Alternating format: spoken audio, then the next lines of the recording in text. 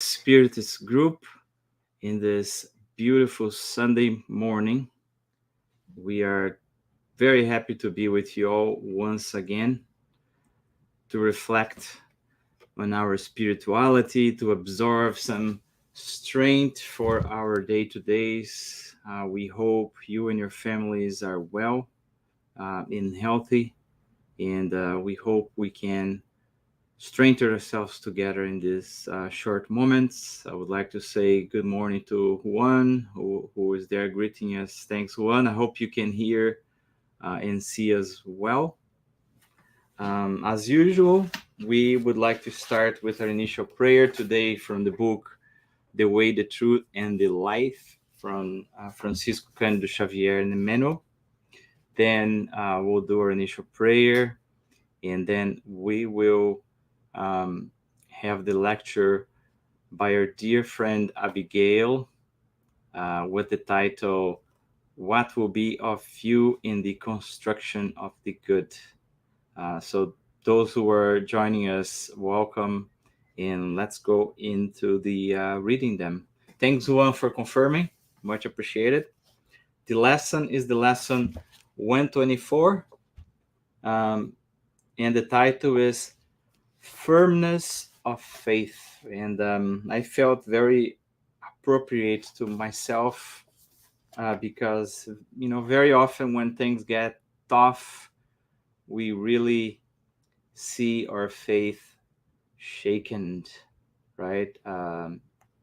We really see how much we still have to work in our faith to trust that we are under the protection and the blessings of God, and we're never alone. Terry, my friend, good to see you. Good morning. Um, this lesson here is actually a little segment of the parable of the sower. We may remember, right, when Jesus spoke about sowing the seeds into different terrains. So Jesus actually in the gospel, in the book of Luke 8:13, says the following. The seed, right? The one that fell upon rock are those who, upon hearing the word, received it with joy. But since they have no root, they believed only for a while.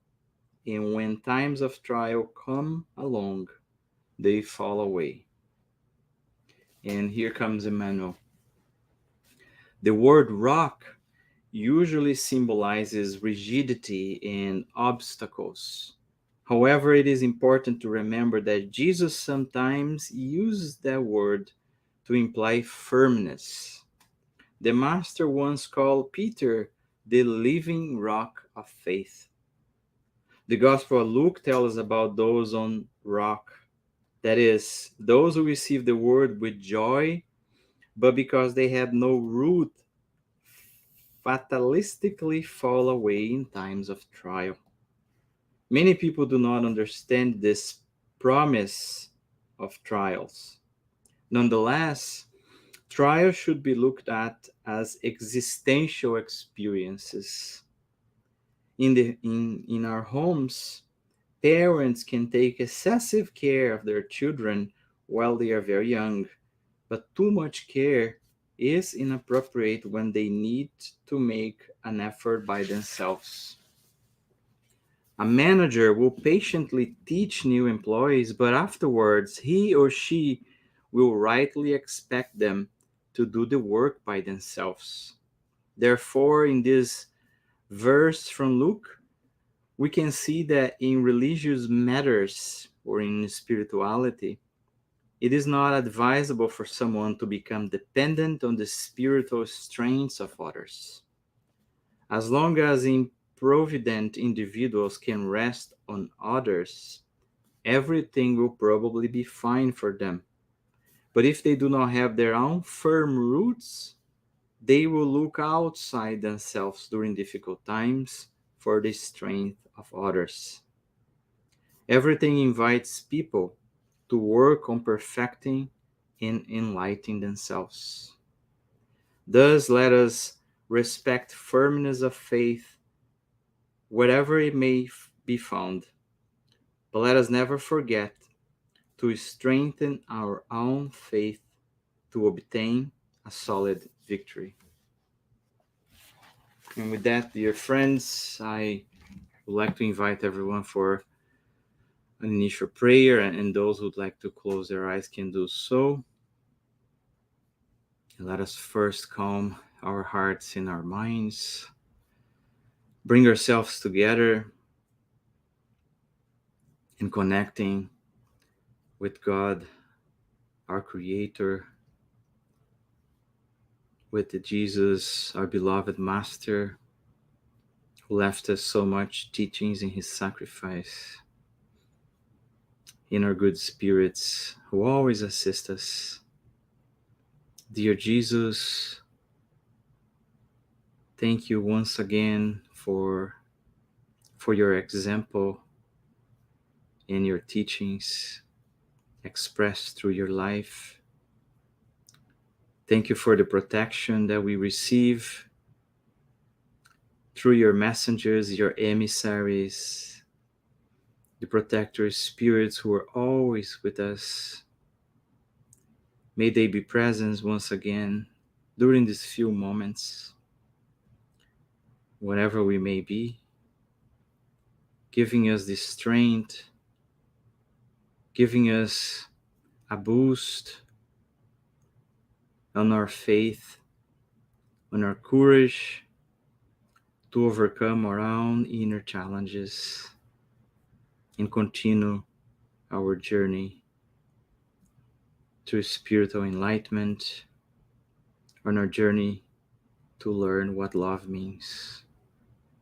Dear Master, please do help our family members who may or may not be present with us in these moments, our friends, brothers and sisters who may not be able to join us in this morning, and all of those around the world who may be in need of assistance and help among so much trials.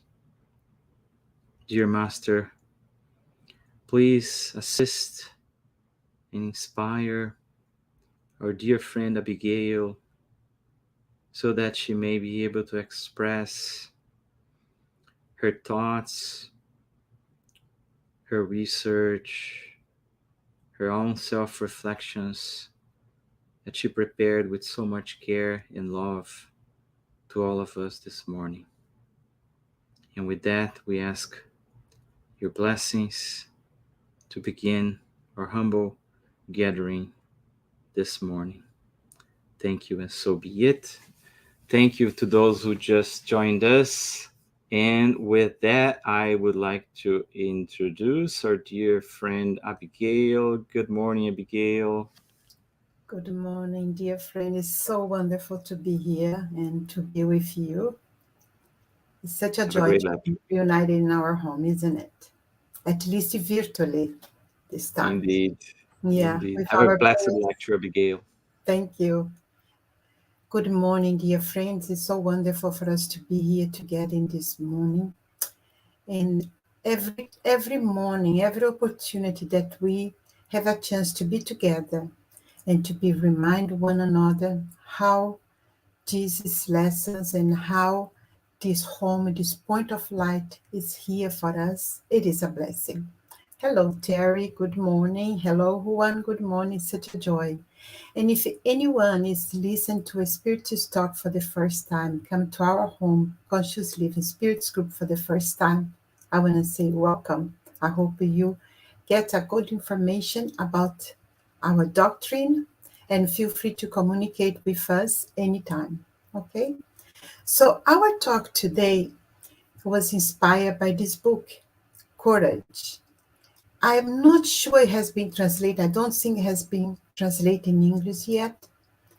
And one item of this book is called The Spirit's Question. And our reflection is based in this book that was psychographic to Francisco Cândido Xavier. And in particular, these messages from the Spirit Albino Teixeira. And all this book is about courage and hope. So the ones who speak Portuguese, I encourage you to read and get this book because it has been written a long time ago, but it feels like it's for us in the present moment to give us a little bit more courage, a little bit more hope. And I love the message that we open. Thank you, Marcus, for choosing that message because our idea is to share our study because this study gave me hope and gave me feel like a rock and my faith and my work in Jesus harvest. So that's our goal today. And all the study we're gonna do is gonna invite you to ask yourself questions. You don't need to answer. Feel free to comment if you want to, but the goal is for us to reflect and ask ourselves some questions. And for me, the most famous questions that I heard in the Spiritism doctrine in the book of Paul and Stephen, when Saul of the Tarsus was entering the city of Damascus, and he saw Jesus for the first time, and he was in awe to the point that he fell on the floor in his knee and asked Jesus, "What do you want me to do?" So that really touched my heart, that passage. And if you never read this book, I invite you to read Paul and Stephen. It's available in English. It's a fabulous education in spiritism and a very inspiring book. And that question helped me so much. And I say, Jesus, what do you want me to do? So I included that in my prayers every day. So every day when I connect with Jesus, I ask, what do you want me to do? Guide my thoughts, my eyes, my actions, so I can be at service in your harvest. And the study, I hope, give you some inspiration to get some good answers in your heart. So we are going to read this book, this passage. And the item in this book is called the Spiritist Question. And Albino Teixeira says, you sometimes claim the impossibility of collaborating in the Spiritist tasks, excusing yourself in face of difficulties and snags you still carry. If you don't carry the sign of this or that weakness from which you are presently on earth and the process of healing, if you don't watch within your possible lower tendency, those who that point out us the death of the past existence, struggling and sometimes even crying for improving yourself. This is a very important reflection that he invites us. How many times we excuse ourselves to doing the work in the Jesus harvest because we are too focused in our own difficulties. And I cannot contribute it because I have this problem with my husband, I have this problem with my son, I'm too busy doing this, I'm too busy doing that. And many times our low tendencies, how they say here, is impeding us to do the work and give us a false illusion that we need to resolve all our difficulties to be working in the Jesus harvest. So this is a reflection for us to understand. Look, all of us, so that's what he's saying here, all of us are humans. We are fragile. We are imperfect beings.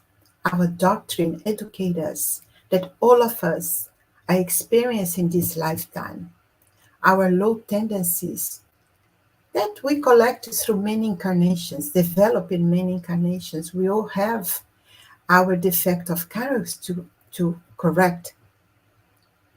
And that is the importance of our existence, to overcome our struggles and not allowing these struggles to impede us, to improve ourselves, to impede us to collaborate with Jesus. And how can we be at service and helping others if you don't do this work, what you're within these tendencies? Because when we are doing all this work and looking our low tendencies and correcting ourselves, we are learning.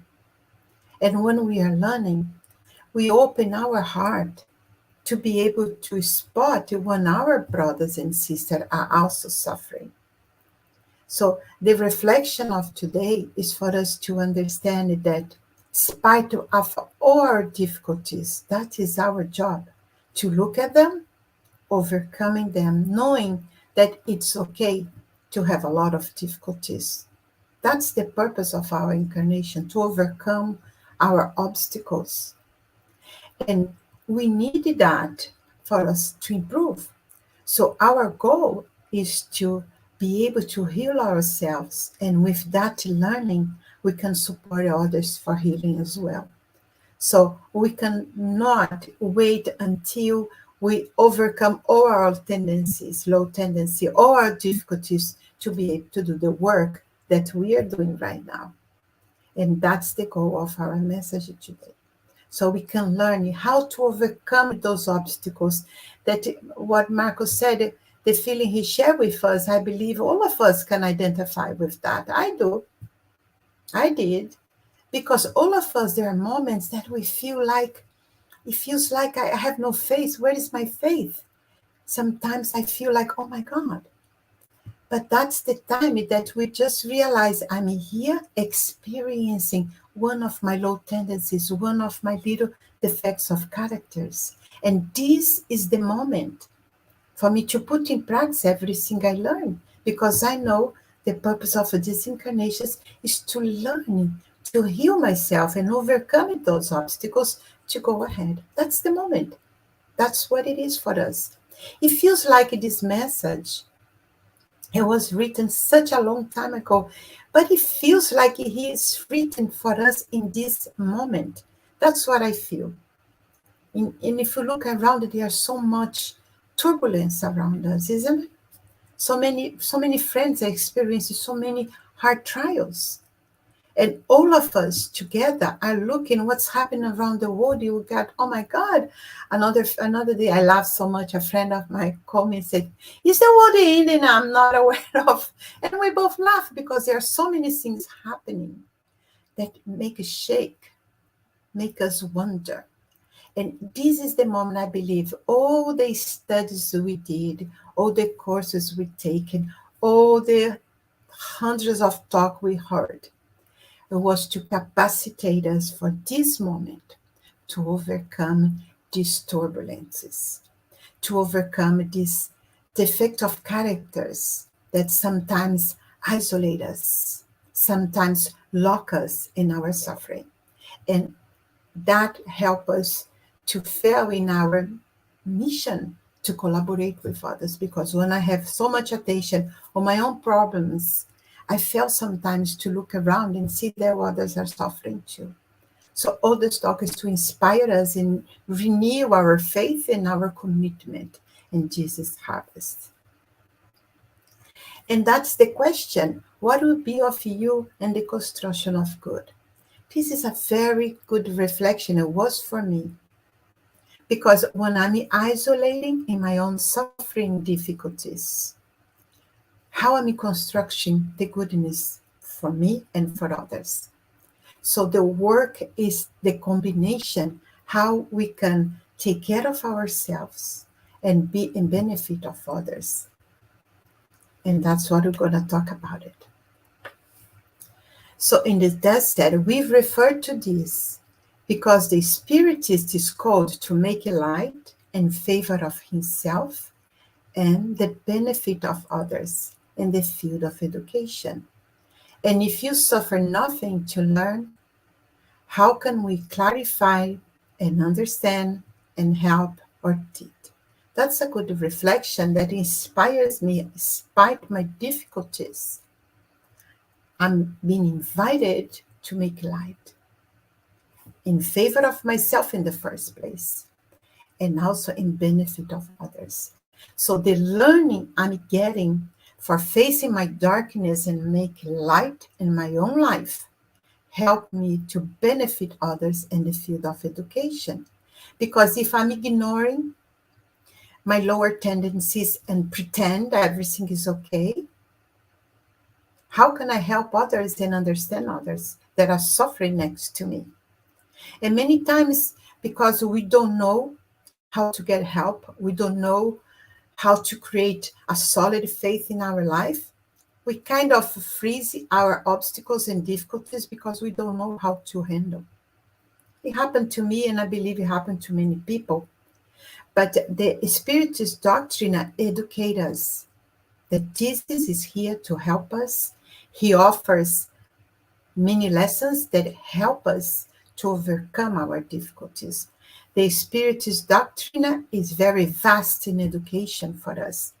But if I don't walk the talk, how can I help? How can I tell honestly to someone, let's get in Jesus' hand and let's go through these difficulties, because I know we're going to learn, we are going to overcome these difficulties. But if I don't have the opportunity to look at my own low tendencies and have that amount of difficulties, I cannot help, I cannot understand. How many times we are surrounded of so many people and have the feeling we are alone? Have you experienced that? So many people are so focused in different matters, they are not really connecting, not doing this work. And many times we don't reach out. We are not heard and we are not being seen. We are not seeing anybody or not hear anyone. So all this is an invitation for us to reflect about that. So to do this work based on that reading, I don't know you guys, but I like to go back to basis. I feel like I needed to simplify my life and go back to basic. And for me, the basic is the gospel.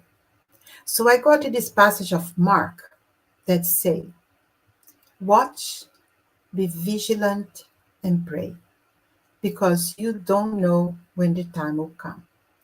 So I got to this part of the gospel to help me. What Jesus, when Jesus says something and he says in a very imperative way, watch, be vigilant, and pray. It's a command that he gives us to wake us up to understand. And here he says, it's necessary to watch.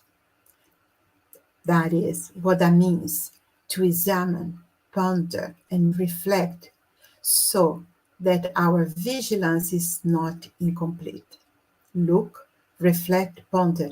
And after that, naturally, you'll be ready to watch and pray. So when Jesus say, watch, be vigilant and pray, what I understand from that, we need to reflect a little more and watch what we needed to be vigilant in the first place, because sometimes we get so much turbulence in our lives, so many difficulties present simultaneously. Sometimes it's like a hurricane is passing by with so many things happening that we can get lose of track, and sometimes we don't get focus. And if I don't get focus, I cannot be vigilant. And that's why so many people say, so many things is happening that I cannot even pray. I got a lot of conversation about that. So much is happening to me. I'm so overwhelming with so many emotions and difficulties that I cannot longer pray. That's why Jesus say, watch. For me, watch helped me to get focus. Look carefully what's happening in the present moment. How many times we have our family around and we fail to observe that they are hurt, they need to be seen, they need to talk. How many families are together now, especially after the pandemic, they are together, but they are not seeing each other. They are not connecting. Our spiritual needs are not being attended. Our basic needs sometimes are not being attended because there is a lack of communication.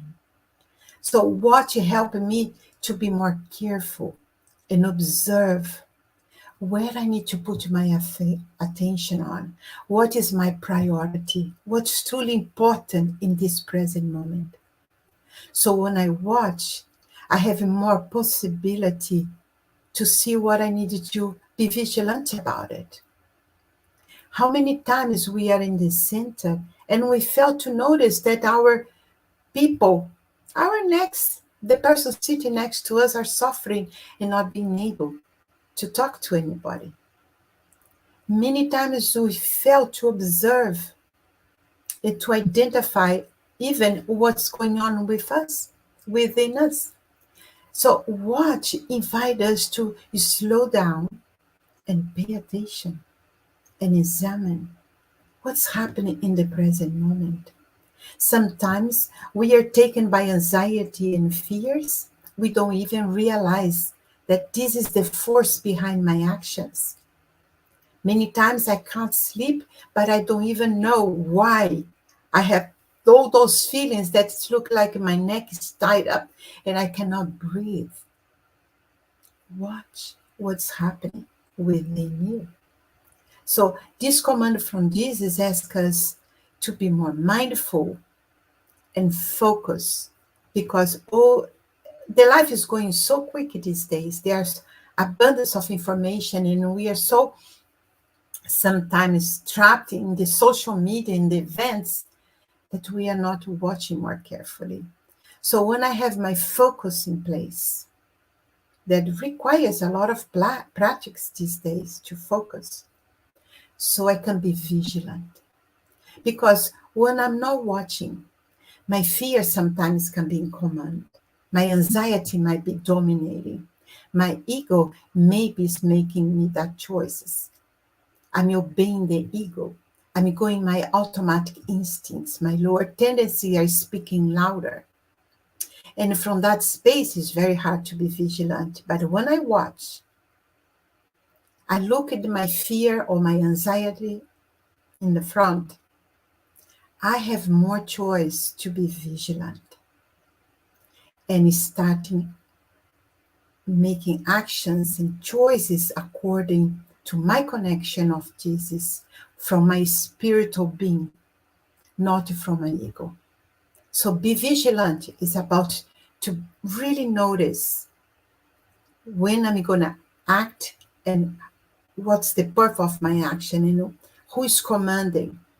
Is the immortal being or is my low tendencies? Those defects of characters that I'm here to overcome them in the first place. And when I watch and I'm more vigilant, what I need to be vigilant about, my vigilance is more complete because I have the opportunity and mindset to receive Jesus' intuition, my guardian angel inspiration, my mentors that are right there next to me, but I just need to open my mind to receive the intuition I need. Watch out, be careful here. And from that space of more connection, I can pray more. My prayer is more fervor. I have more fervor in my prayer. So my prayer can reach higher realms and I feel more connected. So this is the place that the gospel invites us to go to do this work. Look, reflect, and ponder. After that, naturally, you'll be ready to watch and pray. So to watch and pray, to be vigilant and know what you are praying about, what exactly we need the help with. And I brought for us from the same book that Marcus read this morning, The Way, the Truth, and the Life. And now I'm choosing the chapter 148, that is Watch Yourself. Persevere in watching yourself and the doctrine carefully, because by doing so, you save both yourself and those who hear you. Paul. I love Paul. Everybody knows that I love Paul and know his message has so much meaning in my heart. And Emmanuel comment this passage and says, earthly difficulties are enormous indeed, and they demand a great effort from noble souls in transit of the planet.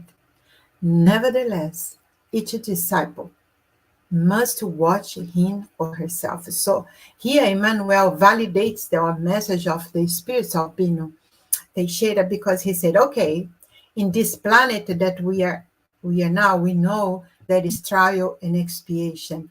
It is a certain thing that we are going to face difficulties, and the difficulties are enormous. And we do need a great efforts to overcome our difficulties. So that's why every disciple must watch him or herself. That's the alert that he does for us. And he says it's essential to watch one's inner life carefully, to value and accept discipline and examine the needs of the heart. So here he comes to alert us. This watch and be vigilant is essential for us.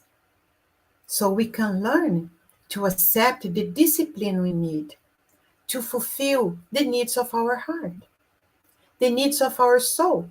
We are here to overcome these tendencies. So we need to know them, embrace them, to overcome them. When we ignore it, when we don't do the work, then we lose the opportunity, the growth. And he says, to watch ourselves carefully entitles working on our own salvation and redemptions of others. This is the logical way to acquire last values. So I'm going to come back here because this phrase is very important, what Emmanuel alerts us. To watch ourselves carefully entails working for our own salvation. And the secret here for us is the word and, the redemption of others. So he says, this is two, he separated the situation. There is two momentums here. We need to carefully work in our own salvation, that I read our own evolution, overcome our low tendencies. That's the purpose of our incarnation, overcome our trials and expiations for us to progress. But and work carefully in the redemptions of others. So there are two moments that is very, very important in this work for the construction of the goodness on us and others. And we are going to talk a little bit more.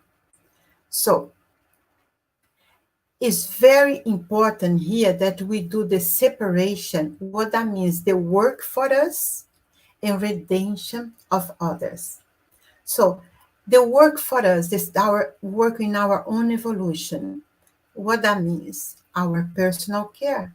So all the work that we need to do for our personal care, the basic hygiene, take care of us, going to the dentist, the work, do our wellness exams every year, having that personal care, learning how to rest our body and give the right nutrition and do every single thing for our personal care.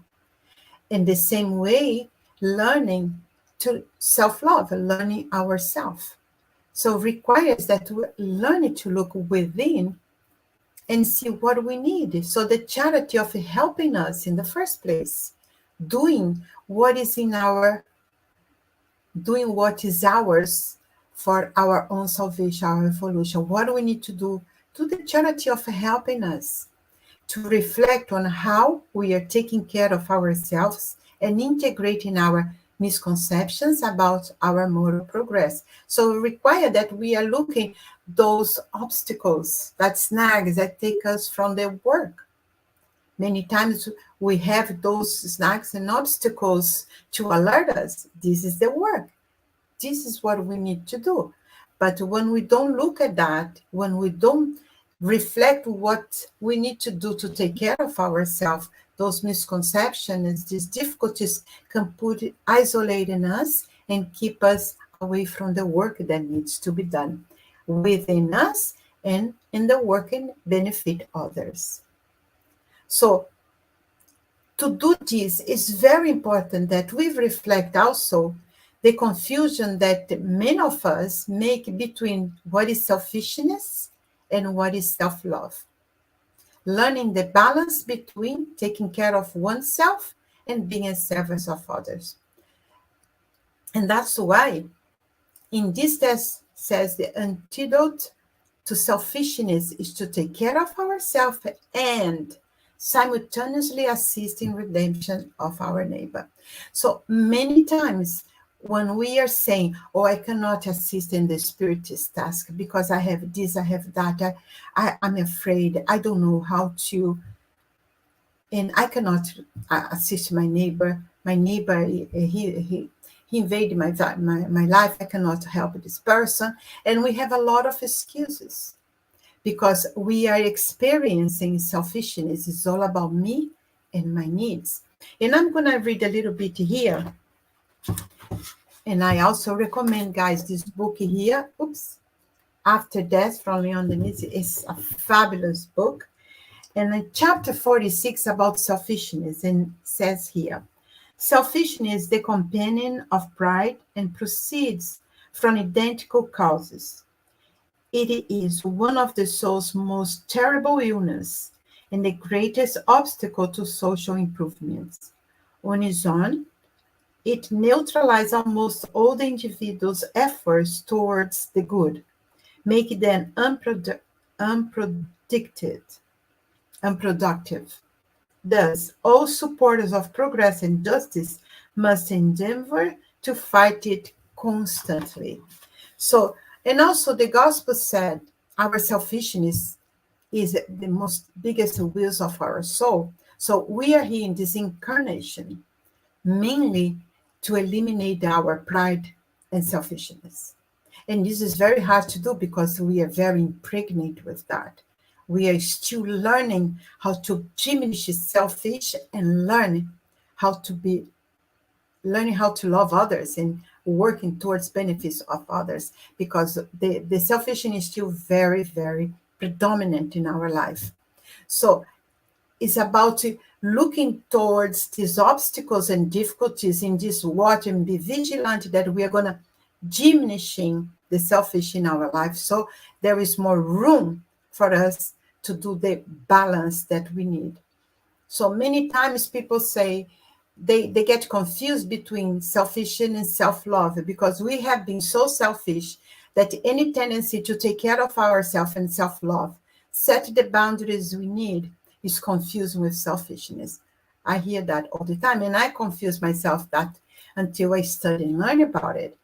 It's very important that we learn to take care of ourselves because if I'm no good, I cannot help others. That's why in the plane we say put the oxygen first in your nose and then you help others. Very important to do actions of self-love. I know when I need my rest, when I needed to hear my feelings, when I needed to have my me time to revigorate in myself. Self-love is imperative for our growth and our evolution. But selfishness, there is no room for self-love because all my attention is about me, me, me, me. If I stay so much in self-love, exaggerating, that can become a selfish action. But the balance is what we are looking for, learning to balance between taking care of ourselves, but also by doing that, I can benefit and simultaneously, that's the word, simultaneous assisting redemption of the neighbor. And when this work go hands in hand, we are doing our part in the construction of good for us and for others. So it's a very good reminder that Emmanuel does for us, putting that end. Because many times, let me see here, we don't understand because many times, because we don't take care of ourselves, we have the misconception that someone else needs to do my work. We get confused with that. So it's very important that we understand what is the redemptions of others. So Emmanuel clarifies for us that we cannot do for others the salvation work. I cannot ask, Marcus, can you handle that defect of character that I have? Because I cannot handle. I cannot delegate what is my responsibility. It is my responsibility. That's why Emmanuel makes this distinction. Our salvation, our evolution is our responsibility. And for our neighbor, we will assist, and each one does their part in their process of evolution. Because we don't know how to take care of ourselves, in our self-love, we have a tendency to do the same with others. So many times we don't take care of us, but we are taking care of others and doing for them what they should be doing for themselves. In this way, we are stealing from them the possibility of their process of evolution. So we want to assist, but we don't want to be the main force in their evolution. This is a place for Jesus, and nobody can take that place. Jesus is our main force in our process of evolution, so we can assist, but each of us needs to do our part. So when we start in taking a good care of ourselves and be vigilant and look what I need to do for my own healing, I'll be more vigilant and assist instead of trying to save someone else's and do someone else's work. So that's very important for our evolution process that Emmanuel talks about. So the spiritist is called to make light in favor of himself and benefit of others in the field of education. That's what it's all about. When I'm being vigilant and working growth and trying to dissolve my selfishness so my love and charity for others grow, I'm doing the work. I'm making light in my life in favor of myself and benefit others in the field of education. Because when someone come and say, I cannot pray, but I done the homework, I watch, I be vigilant, and I remind, let's be focused and what you need to be vigilant about. And from that more collected space, because it's very sacred, this work, we can pray with more force. So I've done the walk, so my light can assist others in the field of education. Because if I don't do my work and my walk, my words is going to be plastic. It's not going to have much connection. And that's what the spiritist is called, to make it like, do the work. Important that the work get within. So when my words has more reach. And to do this work, that is not easy. It's not easy to make a life, to benefit us, to heal us, and to help others at the same time. So here is for our reflection of walking with Jesus. There is no way we can do this work if we are not walking with Jesus. And when we walk with Jesus, we are walking with God. When we walk with Jesus, we are walking with our mentors. When we walk with Jesus, we are doing what is called for us in our incarnation. So the first reflection that I invite you to is asking yourself, how is my relationship with Jesus? And I will share with you how I relate that, because I ask these questions every time I need. How is my relationship with Jesus? And how do I measure that? So every time that I experience fear, anxiety, doubts, that I say, I'm not doing that now. I'll do that tomorrow. No, I cannot I cannot drive now 3 times to the center anymore. Every time I experience those obstacles that I need to be vigilant about, is an information that my relationship is getting apart. And there is nothing wrong with that. It's part of our imperfection and our nature that I'm still learning to be a disciple, to be a collaborator, to be someone that contributes in the Jesus harvest. There is nothing wrong with that. That's our nature. We are imperfect beings. What that do to me is redirect my attention, watch, be vigilant and pray, so I can cultivate my relationship with Jesus. Because when Jesus is holding my hands, I'm stronger. I'm more focused. I can look at my fears and say, what do you want to show me? I'm here to learn. You're not dominating me anymore because Jesus is helping me to drive this car. It is a complete different mindset that I look at my low tendencies. If I'm not having the hands of Jesus with me, if I don't hear, if I don't feel his force guiding me, I get scared because there are a lot. I have many little defects of characters to overcome. My virtues are very small and fragile still, but every day is a little bit less. And it doesn't matter if come back some tendencies because it's hard. It's very hard, this evolution. This work does not come from the sky and is walking slowly, and many times it's very painful. But when we look at, for instance, at the apostles' life, oh, I love to read Paul Stephen, and I'm just doing again, and I get inspired to know it is not easy the path of evolution, but it's so rewarding. So our relationship with Jesus needs to be construct and build every single day. That's the first thing I do every morning. And especially when I'm having a little sun. Like Michael said in the beginning, all of us have our moments. And that's the moment to strengthen even more our relationship and ask him, guide me. Help me to hold tighter your hand. Don't let me lose. Please help me. So that is a very important reflection for us to do this work, the construction of our own goodness and goodness of others, and all this work of goodness.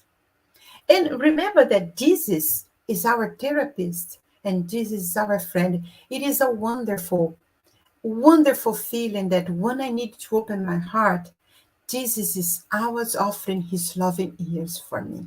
And I feel his arms, his energy to give me the support I need.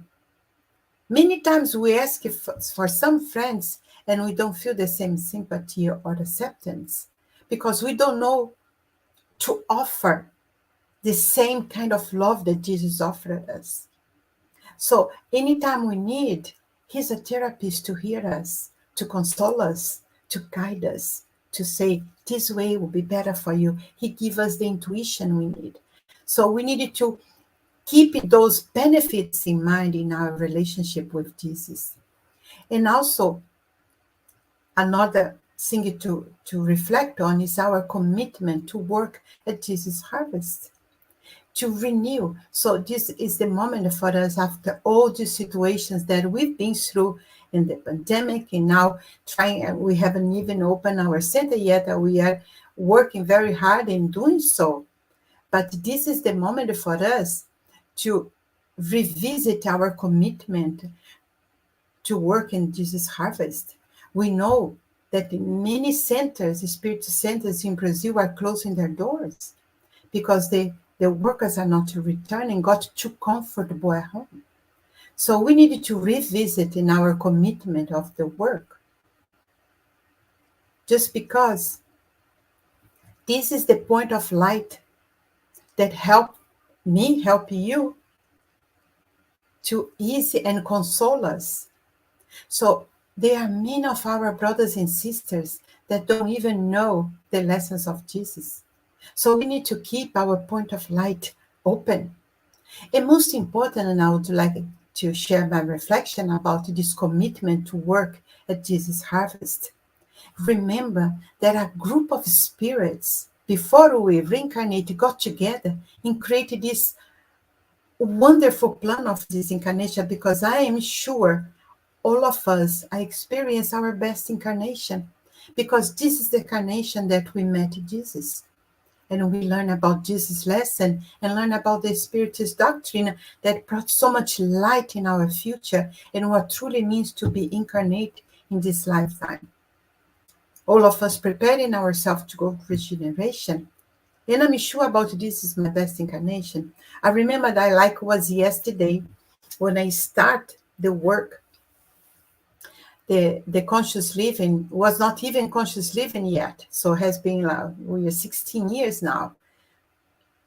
And in my first spirits group study, I had a lot of confuse about Jesus and the coming from the Catholic Church, the three, uh, the triangle, Mother, Father, and Spirit.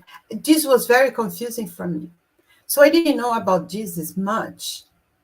And I asked Susanna, and I say, Susanna, who is Jesus?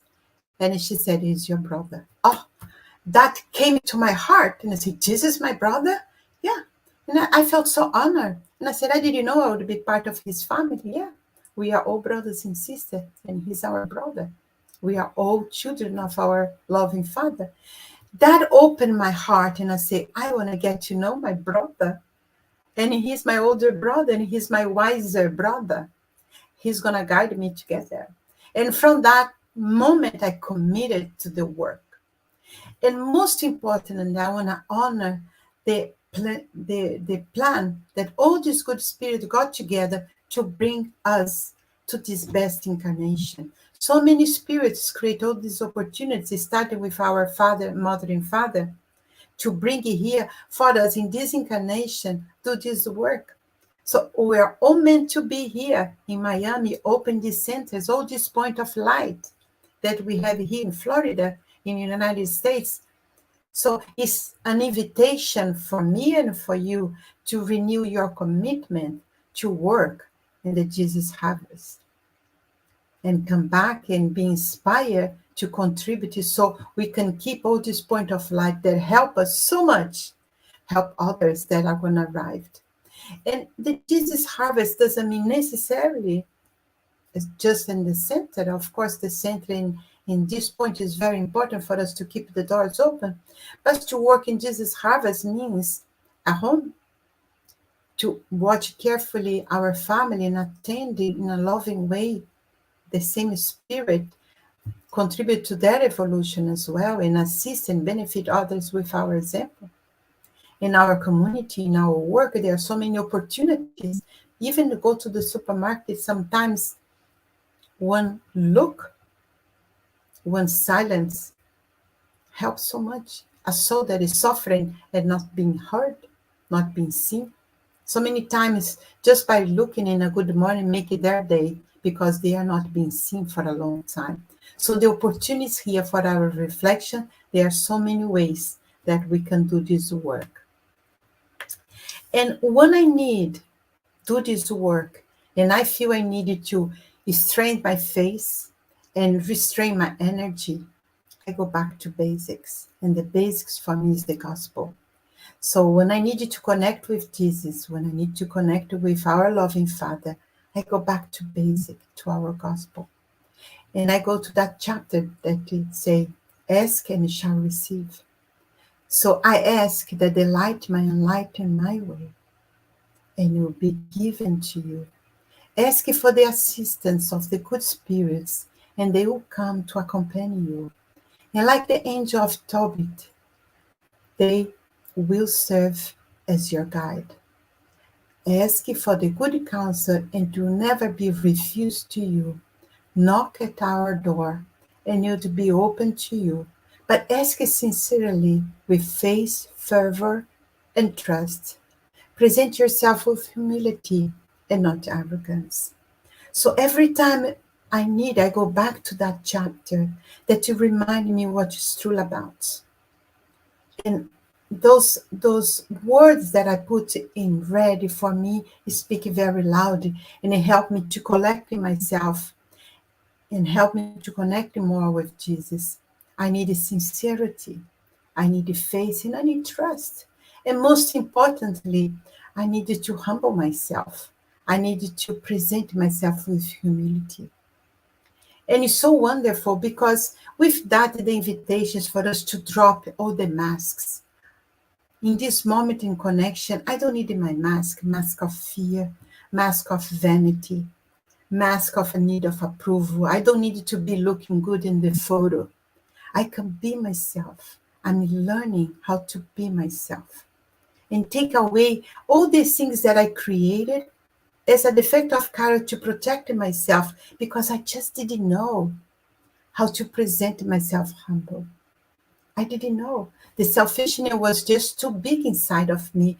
But the spiritist doctrine is teaching me it's time to let it go, learning to let it go, the selfishness and the pride, learning to humble yourself.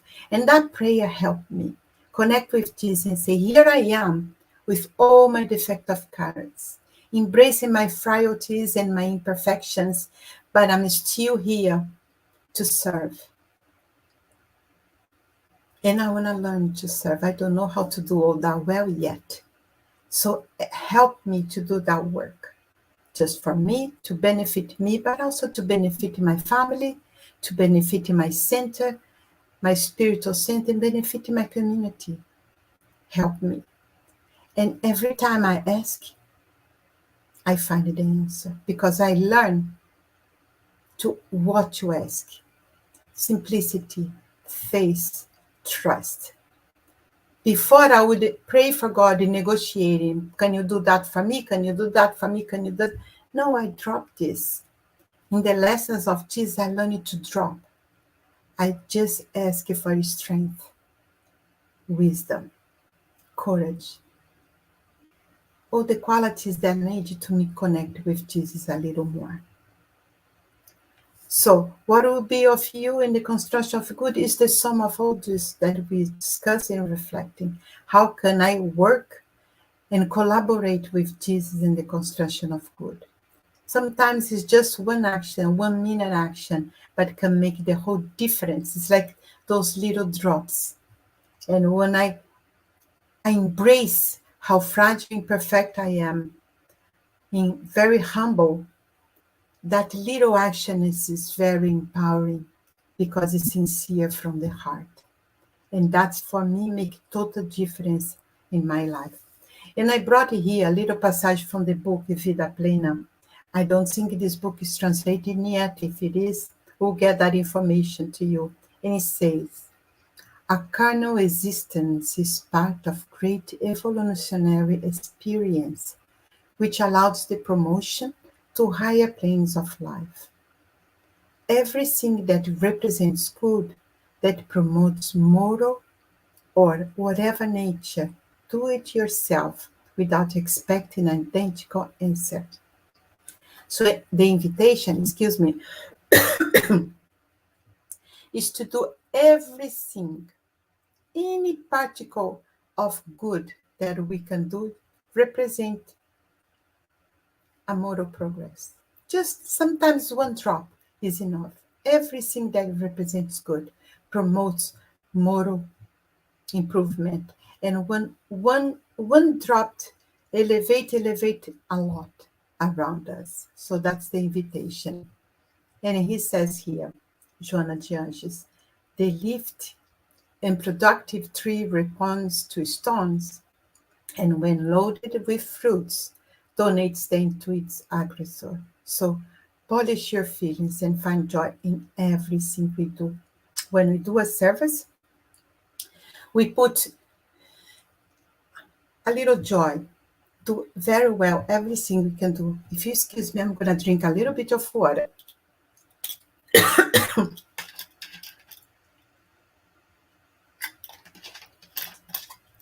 And make a total difference when we find a joy in everything we do.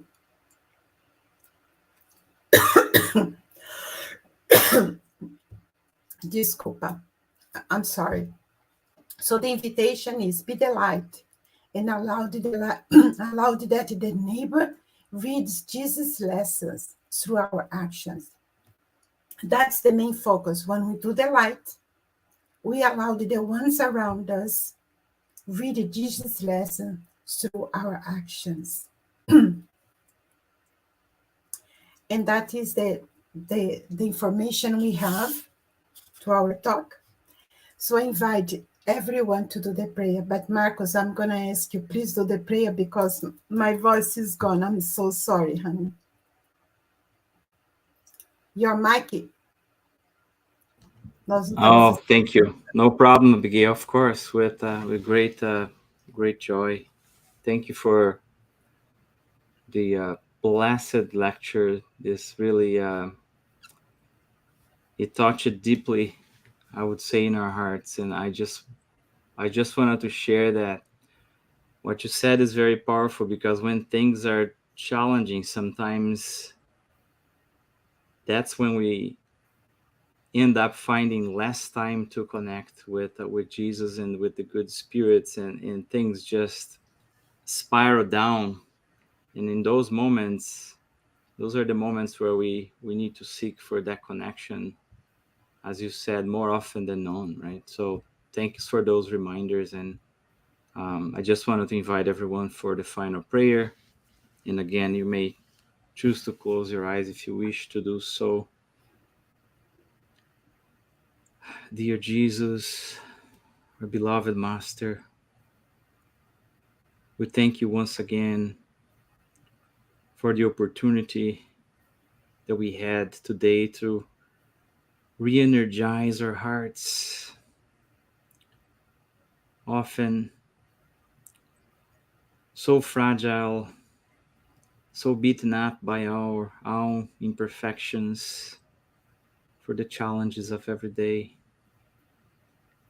Thank you for giving us the soothing energies that recharge our courage, our strength. And please, dear Lord, may your guardian angels or our protector spirits be with us in the week ahead, in the days ahead, so that we maintain this strength, this courage, this energy to advance, to overcome our imperfections, to maintain these connections every day. May we find the time to connect with you and with the goodness that God has all around us. Dear Jesus, please bless our family members,